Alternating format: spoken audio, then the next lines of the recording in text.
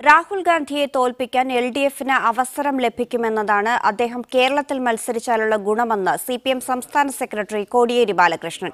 കോൺഗ്രസ് നടത്തുന്നത് രാഷ്ട്രീയ ഞാൺമേൽ കളിയാണെന്നും വയനാടിന് വേണ്ടത് റോഡിലൂടെ പോകുന്ന നേതാക്കളെയാണെന്നും അദ്ദേഹം വടകരയിൽ പറഞ്ഞു. വടകര അറക്കിലാട് ബ്രാഞ്ച് ഓഫീസ് ഉദ്ഘാടന വേദിയിലായിരുന്നു വയനാട്ടിൽ രാഹുൽ ഗാന്ധി മത്സരിക്കുന്നതിനെതിരെ CPM സംസ്ഥാന സെക്രട്ടറി കോടിയേരി ബാലകൃഷ്ണൻ വിമർശിച്ചത്. രാഹുൽ ഗാന്ധി പോയിടത്തൊക്കെ കോൺഗ്രസ് ജയിക്കുമെന്നാണ് നേതാക്കൾ പറയുന്നത്. അങ്ങനെയെങ്കിൽ ആന്ധ്രയിലും UPയിലും കോൺഗ്രസ് എവിടെയെന്ന് കോടിയേരി ചോദിച്ചു.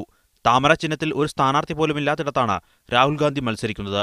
മോദിക്കെതിരെ വാരാണസിയിൽ മത്സരിക്കാൻ രാഹുൽ തയ്യാറാകണമെന്നും കോടിയേരി പറഞ്ഞു. എല്ലാ സ്ഥലത്തും രാഹുൽ ഗാന്ധി പോയി പ്രചാരവേല ചെയ്തില്ലേ? ആ സംസ്ഥാനത്ത് കോൺഗ്രസ് ഭരണം തന്നെ പോയില്ലേ? കേരളത്തിലൊരു ലോക്സഭാ മണ്ഡലത്തിൽ മത്സരിപ്പിക്കും എന്ന് പ്രഖ്യാപിക്കുന്നത് കോൺഗ്രസ് പാർട്ടി ചെന്നുവിട്ടിരിക്കുന്ന രാഷ്ട്രീയ പാപ്പരത്വത്തിന്റെ ഏറ്റവും വലിയ തെളിവാണ്. ആകാശത്തിലൂടെയല്ല റോഡിലൂടെ പോകുന്ന സ്ഥാനാർത്ഥികളാണ് വയനാട് തിരഞ്ഞെടുക്കൂ.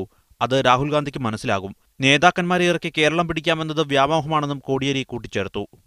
നമുക്ക് ആകാശത്ത് സഞ്ചരിക്കുന്ന നേതാക്കന്മാരല്ല, റോട്ടിൽ കൂടി സഞ്ചരിക്കുന്ന നേതാക്കന്മാരെ വയനാട്ടിലെ ജനങ്ങൾ ഇത്തവണ തിരഞ്ഞെടുക്കും.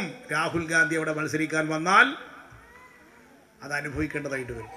വടകരയിൽ T സിദ്ദിഖിനെ സ്ഥാനാർത്ഥിയാക്കാതിരുന്നത് RSS നിർദ്ദേശിച്ചിട്ടാണെന്നും കോടിയേരി ആരോപിച്ചു.